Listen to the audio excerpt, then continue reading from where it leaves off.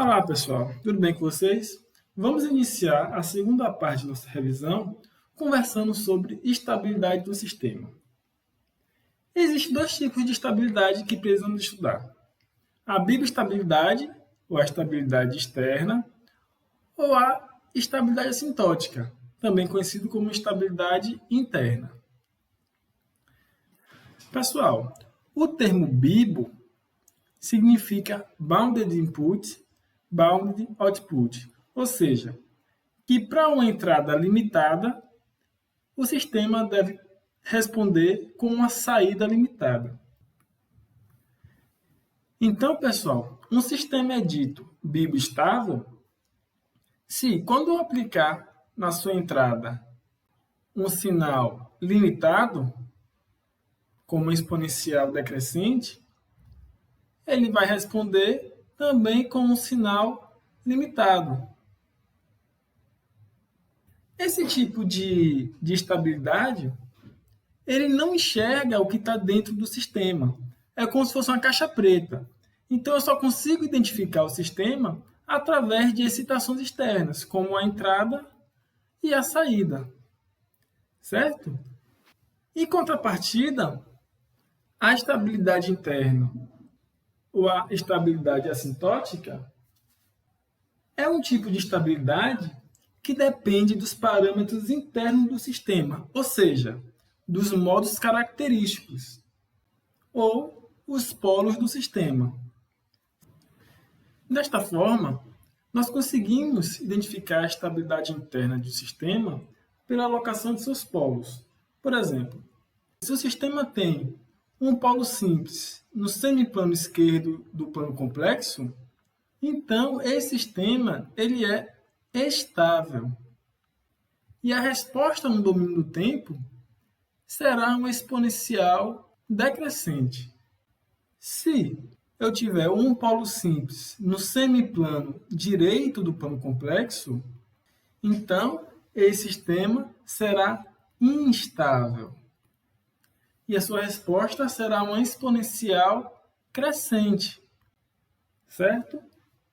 Se o sistema tiver um polo simples na origem do plano complexo, o sistema é dito marginalmente estável. E a resposta no domínio do tempo será uma constante.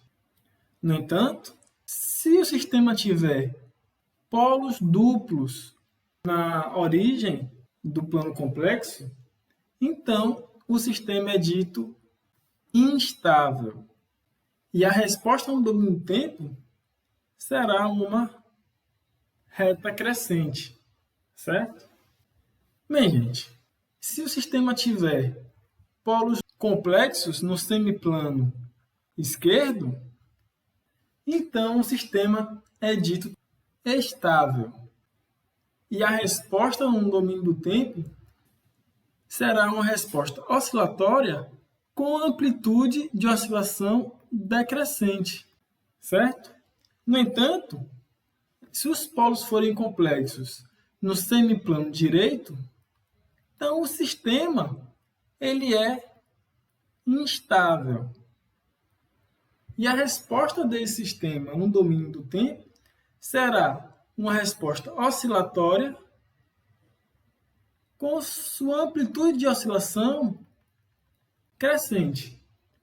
Bem, se tivermos polos complexos no eixo imaginário, então o sistema é dito marginalmente estável. E a resposta no domínio do tempo será uma resposta oscilatória, cuja amplitude de oscilação é uma amplitude constante. No entanto, se eu tiver polos complexos duplos em cima do eixo imaginário, o sistema é dito instável. E a resposta no domínio do tempo será oscilatória, com a amplitude aumentando à medida que o tempo passa. Professor, mas qual é a diferença entre estabilidade assintótica e a biostabilidade? Bem, para responder essa pergunta, Observe que a estabilidade assintótica é uma estabilidade mais robusta, já que a gente está analisando a parte interna do sistema. E a bibestabilidade é uma estabilidade um pouco mais frágil, já que a gente está olhando somente a entrada e a saída do sistema. Nesse caso, se o sistema for assintoticamente estável, então eu posso afirmar que o sistema também é bibo-estável, certo? No entanto, sistemas bibestáveis não são necessariamente sistemas assintoticamente estáveis. Por quê? Bem, apesar de a maioria dos sistemas ter estabilidades equivalentes à bibestabilidade e à estabilidade assintótica, o método da bibestabilidade não funciona muito bem para sistemas não controláveis e não observáveis. Por quê? A descrição por entradas e saídas de um sistema não controlável e não observável não é muito precisa. Então, para esse tipo de sistema, o método da bibestabilidade não funciona muito bem. Então, é necessário que se determine a estabilidade desses sistemas pelo método assintótico. Então, pessoal, resumindo o que nós estudamos até agora, podemos dizer que, se todos os polos estiverem no semiplano esquerdo, o sistema é assintoticamente estável. Se houver pelo menos um polo no semiplano direito, ou polos repetidos no eixo imaginário, nós podemos afirmar que o sistema é assintoticamente instável. Se houver polos não repetidos no eixo imaginário e não houver polos no semiplano direito, o sistema é marginalmente estável, certo? E também podemos dizer o seguinte: um sistema assintoticamente estável implica que o sistema também é bibestável. Porém, o contrário não é necessariamente verdadeiro. Bem, pessoal, o próximo tópico para nós revisarmos é o diagrama de blocos. O diagrama de blocos é um gráfico que representa a função de transferência de um sistema, a sua entrada e a sua saída, de modo que a saída será igual a entrada multiplicado pela função de transferência. Quando nós temos um sistema um pouco mais complexo, nós podemos separar pedaços desses sistemas em funções de transferências separados e conectarmos ela de alguma maneira. Pode ser em cascata, pode ser em paralelo ou pode ser ainda realimentado. A primeira conexão que nós veremos aqui é a conexão em cascata. Pessoal, quando nós separamos um sistema complexo em vários pedaços, é muito conveniente para nós trabalharmos que nós conseguíssemos reduzir essas conexões em apenas um bloco. Então, quando nós trabalhamos em um sistema conectado em cascata, nós podemos juntar esses sistemas em apenas um bloco, multiplicando as suas funções de transferência. Então, para um sistema conectado em cascata, como é o nosso caso, H1 de S e H2 de S, o sistema reduzido será H1 de S vezes H2 de S. Uma outra conexão é a conexão em paralelo, em que os blocos recebem o mesmo sinal de entrada e a saída é a soma das saídas de cada um dos blocos. Nesse caso aqui, a redução do sistema em paralelo é a soma das funções de transferências H1 de S mais H2 de S. Pessoal, a terceira e última conexão é a conexão de realimentação, em que no diagrama de blocos tem um ramo direto, que é o ramo que vem da entrada e vai diretamente para a saída. E tem o ramo realimentado, que começa aqui na saída e realimenta o ramo direto com uma subtração ou uma soma. Muito bem, gente. A redução de um sistema realimentado não é tão simples quanto a redução de um sistema em cascata ou de um sistema paralelo. Para reduzir esse sistema, considere que a subtração da entrada com a realimentação seja um sinal E de S, certo? Então, podemos dizer o seguinte, que a saída Y de S vai ser igual a H1 de S vezes o sinal E de S, certo? Bem, agora eu preciso saber quem é E de S. E de S será o X de S menos o sinal realimentado, que é H2 de S vezes Y de S, certo? Bem, substituindo E de S na equação Y de S, nós temos que Y de S vai ser igual a H1 de S vezes X de S menos H2 de S vezes Y de S, certo? Muito bem. Desenvolvendo essa simples equação, nós temos que Y de S vai ser igual a H1 de S vezes X de S menos H1 de S vezes H2 de S vezes Y de S, certo? Levando o segundo termo da direita para a esquerda, temos que Y de S mais H1 de S, H2 de S, Y de S vai ser igual a H1 de S vezes X de S. Colocando Y de S em evidência, nós temos que Y de S vezes 1 mais H1 de S, H2 de S. Será igual a H1 de S, X de S. Então, pessoal, temos que Y de S é igual a H1 de S vezes X de S sobre 1 mais H1 de S vezes H2 de S, certo? Então, pessoal, quando nós temos um sistema realimentado, a redução desse sistema pode ser generalizada da seguinte maneira.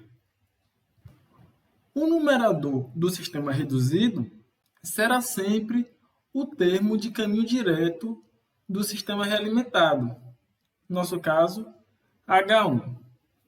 O denominador será composto de 1, esse sinal aqui, mais se o sinal de realimentação for menos.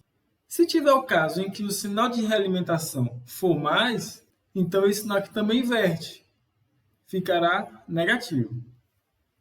E esse termo aqui, H1 de S e H2 de S, será o termo do ramo direto do sistema realimentado, no nosso caso H1 de S, multiplicado pelo termo de realimentação, que é H2 de S.